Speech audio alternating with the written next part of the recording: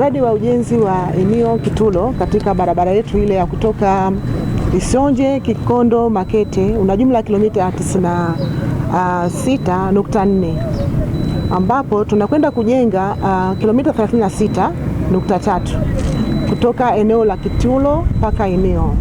Kwa nini tumechagua eneo la Kitulo mpaka eneo? Ni eneo ambalo lina changamoto kidogo kwa hiyo barabara. Lakini katika ile barabara au ujenzi ule, serikali iliona kwamba iweze kuweka pia ujenzi wa mzani katika ile package ya mradi. Tumeweka mzani ili tuweze kujenga mzani hapa eneo la Igagala, ambapo utaweza sasa huu mzani kudhibiti uzito kutoka kwenye magari ambayo yanasafirisha bidhaa mbalimbali Makete, na hii itasaidia kutunza barabara yetu. Kwa hapa sasa nitakwenda kuwasilisha taarifa fupi ya kituo hiki cha mzani kinachoendelea katika sehemu hii ya Igagala. Hapa tulipo tuko wilaya ya Wanging'ombe ambao ni jimbo la Mheshimiwa Festo Ndugangi. Mkataba huu ulisainiwa mnamo tarehe 28 Disemba 2022 na wakala wa barabara kwa niaba ya serikali ya Jamhuri ya Muungano wa Tanzania baina ya TANROADS CE na mkandarasi ambao ni China National Aero Technology International Limited. Gharama ya mradi pamoja na ujenzi wa kituo hiki ni jumla ya bilioni 69. Lakini mradi wa mzani peke yake unagharimu shilingi bilioni 9.6. Hatua ambazo tumefikia sasa hivi tuko 80%, na mradi huu unafadhiliwa kwa 100% na Jamhuri ya Muungano wa Tanzania chini ya uongozi wa Mheshimiwa. Manake ni mshindani wa barabara ya Dar es Salaam, Morogoro, Dodoma inakogawanyika kwenda Mwanza na yale matawi ya kwenda Kigali. Kwa hata hii ni barabara kubwa, maana mwisho wa siku ndio inatuunganisha sisi na nchi za jirani Zambia na Malawi.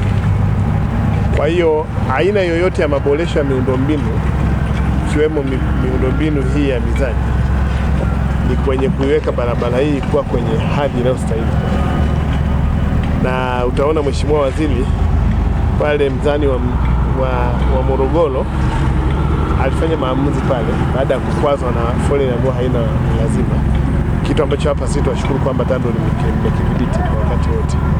Kwa mimi naamini kwamba baada ya mzani kukamilika na hizo software zingine kuwekwa na mifumo ya CCTV kamera kuwekwa, sasa itafanana barabara na miundombinu ambayo inahudumia barabara inayotupeleka kwenye uchumi wa kisasa.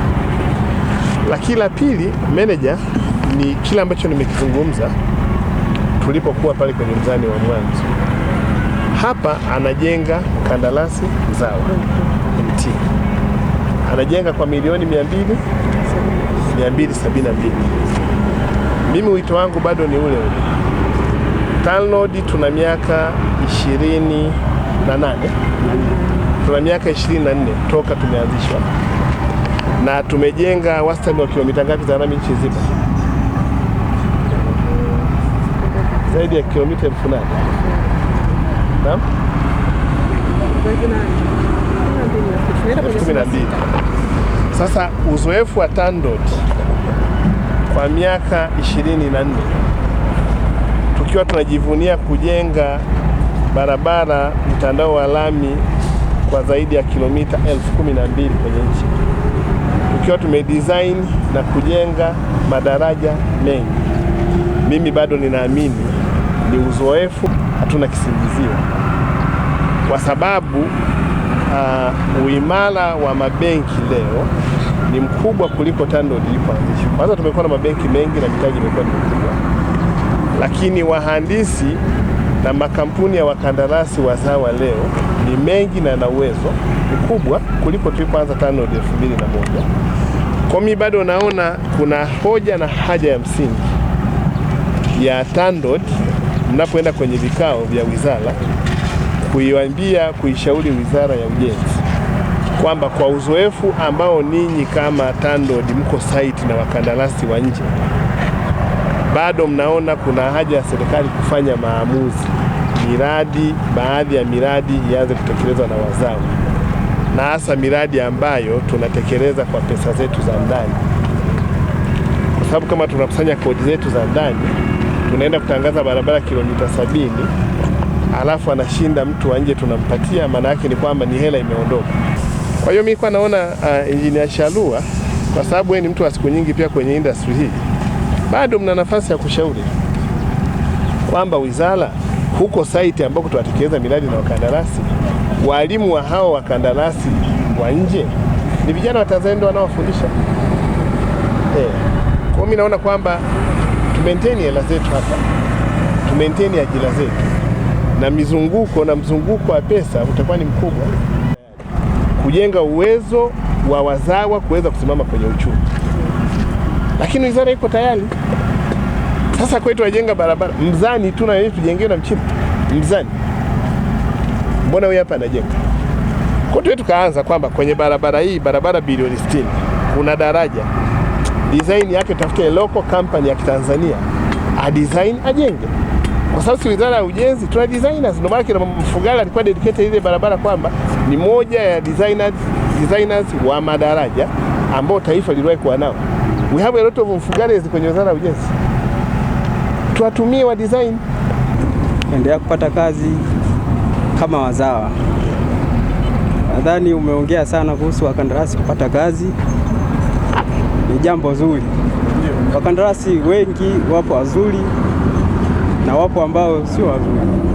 Wazuri wapo, tuiombe serikali iwaamini, iwape kazi. Zaidi ni hayo tu. Hapo ni kwa nani? Geoffrey Msambule. Tunaahidi nini hapa kwenye mradi? Kwenye mradi tunaahidi kukamilisha kwa wakati mapema. Ifikapo Januari itabidi tuwe tumekamilisha. Wewe una muda gani kwenye miradi? Miaka 5. Miaka 5. Ndio. Umeshasimamia miradi wapi na wapi? Nimesimamia Iringa, Njombe, na Mbeya. Unapoangalia uzoefu wako kwenye miaka 5, wakandarasi wetu wa ndani na wakandarasi wetu wa nje, unadhani tunao uwezo wa kushindana? Ni kweli tunao uwezo wa kushindana kwa maana ya teknolojia na taaluma, lakini kwa upande wa kipato, yani kwa maana ya mtaji wa kandarasi zenyewe zinazotolewa, bado tuko chini ukilinganisha na makampuni ya nje.